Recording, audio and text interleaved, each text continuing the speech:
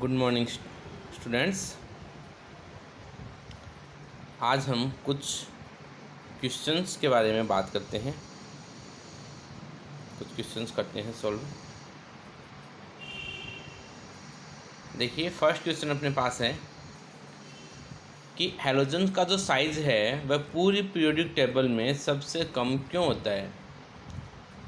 तो रीज़न देखो, अपने को पता है कि भी हैलोजन्स के लिए जो इफ़ेक्टिव न्यूक्लियर चार्ज ENC का जो मान होता है वह सबसे ज़्यादा होता है। इसलिए हैलोजन्स के साइज का मान सबसे ज़्यादा छोटा होता है। ठीक है,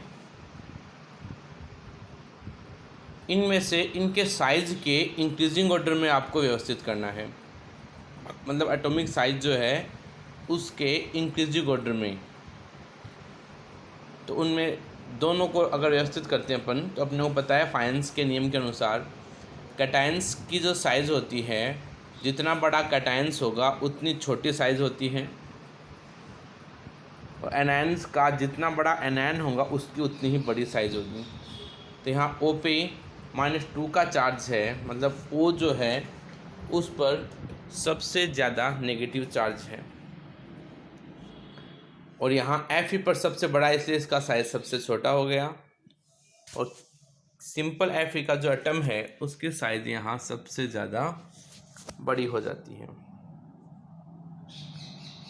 इसी प्रकार देखिए, एक क्वेश्चन और है कि N का IP का मान सबसे अधिक क्यों होता है। मतलब the IP of the nitrogen is maximum, Y.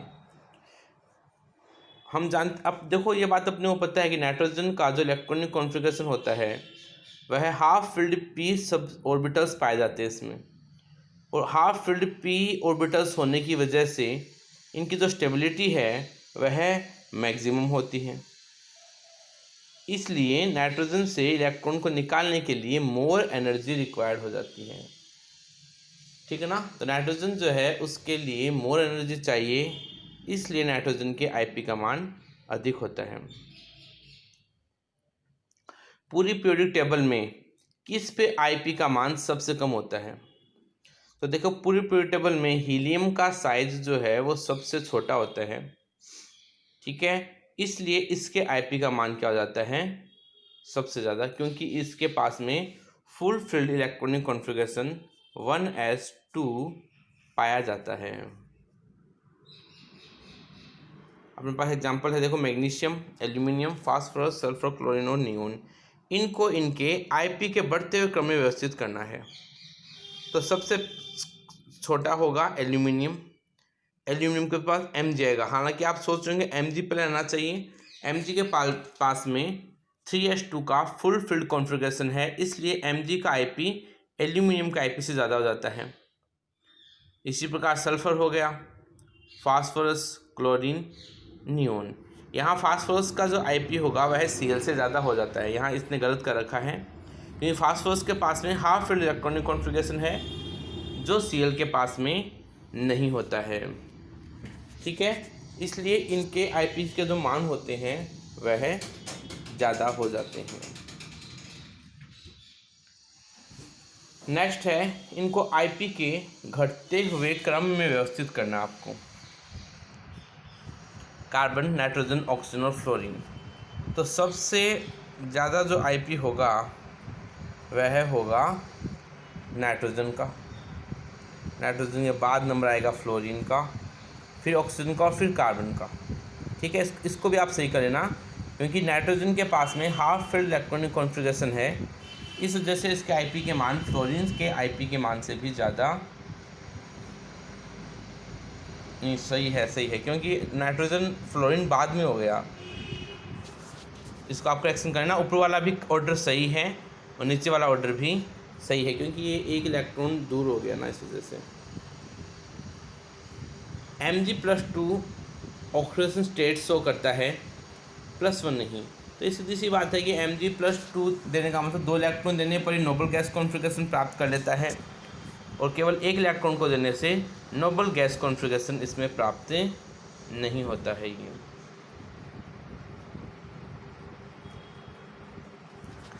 Next question देखिए अपने पास में, जो नोबल गैसेज होती है उसकी इलेक्ट्रॉन एफिनिटी का जो मान होता है वह शून्य होता है। तो देखो नोबल गैसेज का इलेक्ट्रॉनिक कॉन्फ़िगरेशन फुलफिल्ड होता है, इसलिए वो इलेक्ट्रॉन्स को एक्सेप्ट करने की स्टेट में नहीं रहती हैं, और जब वो इलेक्ट्रॉन को एक्सेप्ट नहीं कर पाती है इसलिए इनके का जो मान होता है वह शून्य हो जाता है।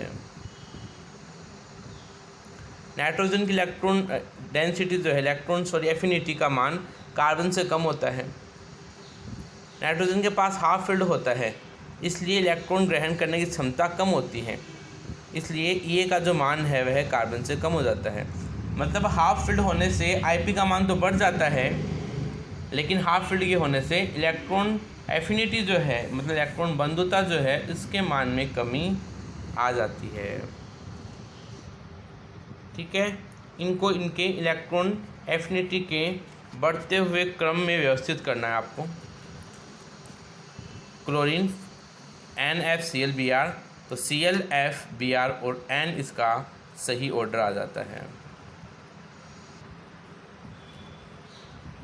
ठीक है, सेकंड क्वेश्चन में देखें तो सेकंड क्वेश्चन का करेक्ट ऑर्डर अपने को नीचे की तरफ आ जाएगा। ये तो ये सब इनके इलेक्ट्रॉनिक कॉन्फ़िगरेशन के आधार पर ही क्वेश्चंस जो है वो सॉल्व होते रहते हैं। अब देखिए क्वेश्चन अपने पास है कि इलेक्ट्रॉनिक विन्यास दिया हुआ है, तो किस ब्लॉक का मेंबर है ये ब्लॉक पूछा है कि कौन से ब्लॉक का है, S का है, P का है, D का है, F का है। तो अपने को ये देखना होता है कि आउटर मोस्ट इलेक्ट्रॉन कौन से सब सेल में आ रहा है। यहाँ आउटर मोस्ट इलेक्ट्रॉन D में आ रहा है, इसका मतलब ये D ब्लॉक का एलिमेंट हो गया, और D ब्लॉक का एलिमेंट का आउटर मोस्ट इलेक्ट्रॉनिक कॉन्फ़िगरेशन देखिए NH2 N-1D 1 to 10 तक अपने पास में होता है ये। ठीक है।